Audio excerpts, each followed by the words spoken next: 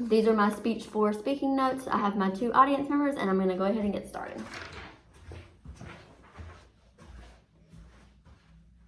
Most of us have been taught throughout school what Black history is and what civil rights are. Most of our history classes cover things like bombings, freedom rides, the Rosa Parks bus story, and throughout the course of Black history, things like this have changed how Black history unfolds and how history in itself unfolds.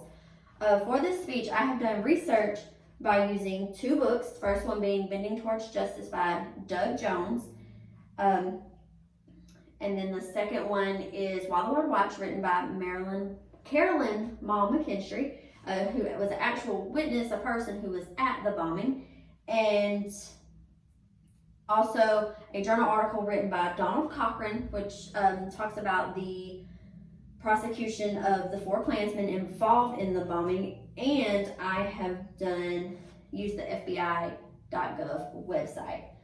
Today I want to talk about what was the 16th Street Church bombing and what were the effects that it had on civil rights and Black history.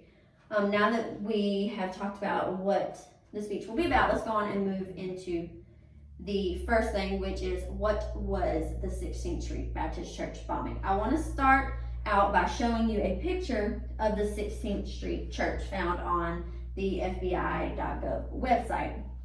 To cite Doug Jones in Bending Towards Justice, the 1960s was a time when there was a lot of civil rights movements going on. There were a lot of segregation, racism. You had Ku Klux Klan and situations like that. Now, during this time, they were fighting to desegregate schools in the South.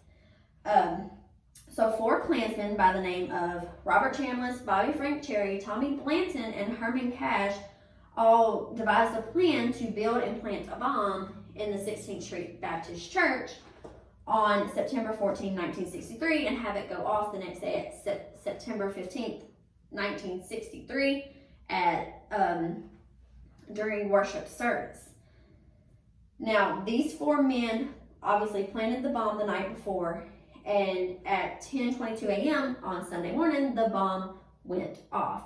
Downstairs, we had 4 young girls getting ready for Sunday service. They were getting their robes on to usher.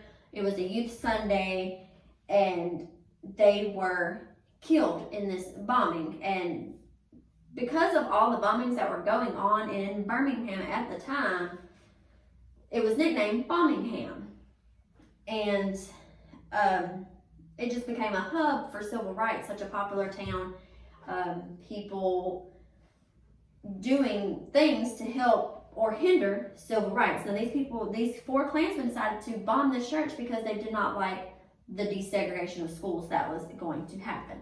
So this is a picture of an example of what the church looked like after it was bombed. This was the crater left where the 4 girls were. Dynamite Bob, Robert Chambliss, he was given that nickname Dynamite Bob, and he was the one who constructed ultimately the bomb.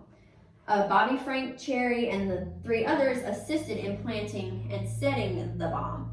Bobby Frank Cherry was the last man to be prosecuted, and he was not prosecuted until May of 2002. And this was 39 years later after the initial bombing.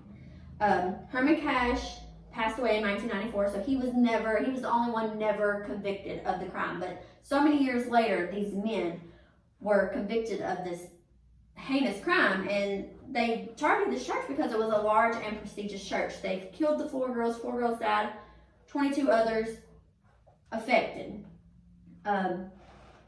This is the outside of the church. You can see the stained glass was busted out.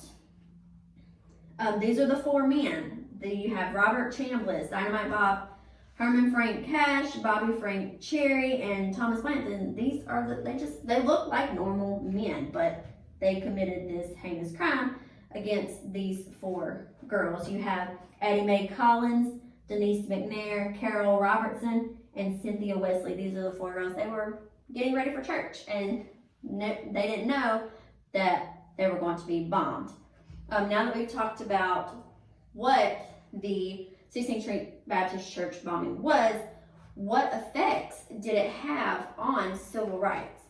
It opened a lot of eyes to racial injustices. We started to see more and more protests, so much protest that John F. Kennedy sent troops to Birmingham to aid in peace and calm.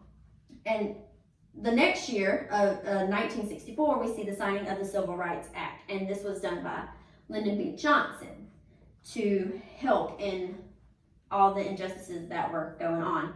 Now that we've talked about what the 16th Street Church bombing was and the effects that it had on civil rights, I want to go ahead and conclude my speech. So in conclusion, when you think about civil rights, think about it wasn't so long ago, and we're still seeing its effects in today's world.